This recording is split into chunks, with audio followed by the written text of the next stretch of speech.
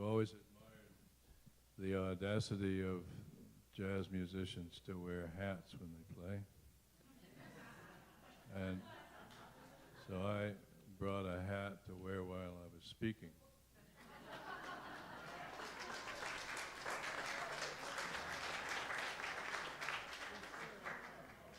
You two are out of uniform and will be reported to the union office about this.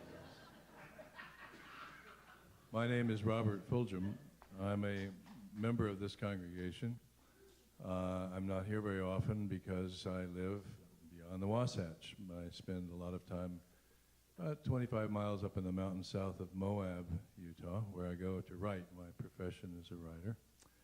I'm usually there in the winter, and that's where I've just come from. And Moab is not as wild and weird and squirrely a town as sometimes people think it is, but I live even further south. I live in San Juan County. Everybody goes, oh, yeah, we know about San Juan County.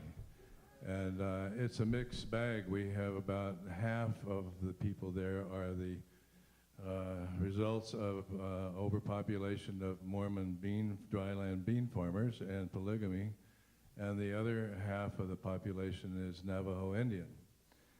And the Book of Mormon, I'm not making this up, you can check it out when you get home, says that Native Americans are one of the lost tribes of Israel, which is to say the Navajos are really Jews. Which makes for some interesting conversations between the Navajos and whatever the Mormons are, non-Jews, Gentiles, whatever.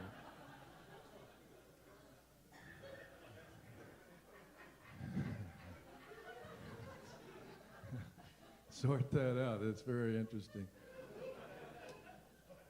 Tom asked me if I would give a report from the other side of the Wasatch, and interestingly enough, we have a lot of jazz in Moab. We just call it real life. And it's based on improvisation. I mean, think about it.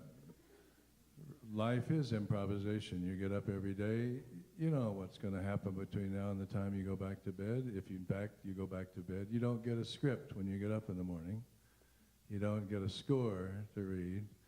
You got to play it by ear. You've got to respond to what comes at you. No day's the same. Think about your life. Every day, it's improvisation. And I like improv theater because there are two parts of it. It's like what you've seen in music tonight.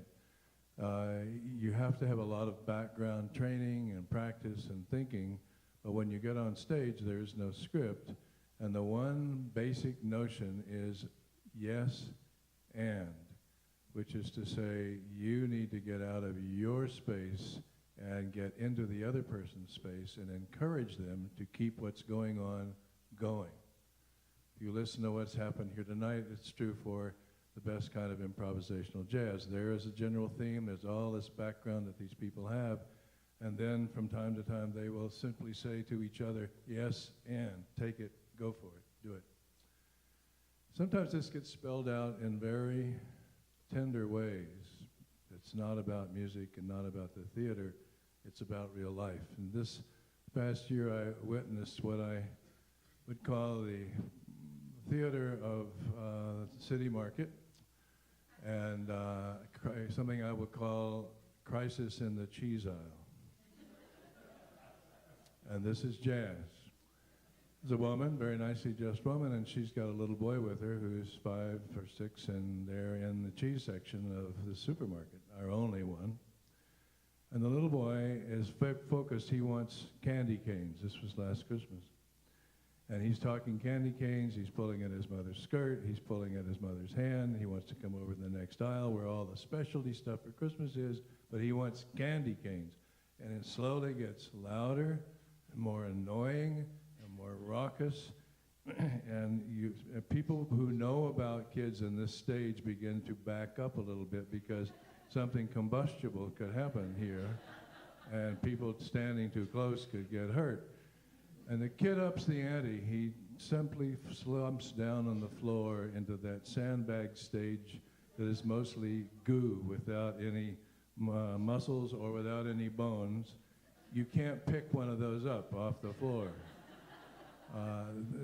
Three people with hooks can't get him off the floor. But this kid has come unglued. He's screaming now he wants candy cane, and I'm standing back, and I'm thinking to myself, kid, you don't know it, but you're going to get killed. You are right on the edge of death. And the mother reaches down and she sort of picks up the slime off the floor. And I think she's gonna drop him on his head. And he's gonna die right there in the cheese aisle. And he has it coming because what he's done.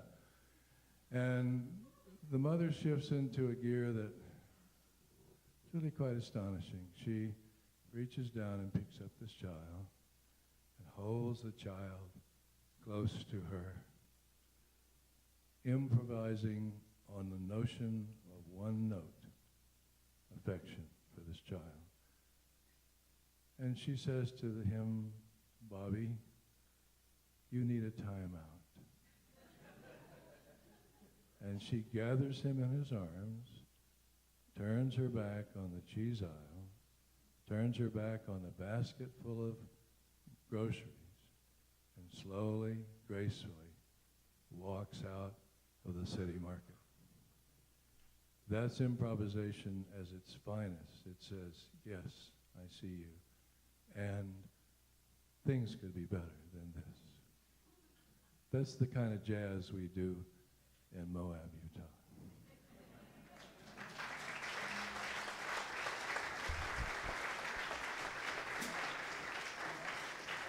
Oh, I forgot. Wait! I forgot to say something. We need to take a collection, an offering. This is my job, and you should know. And this is about money. Let's get frank about this. All the money that we collect goes to the band, not to the church. So if you have no use for religion, but you love jazz, this is your chance to express yourself. Give money.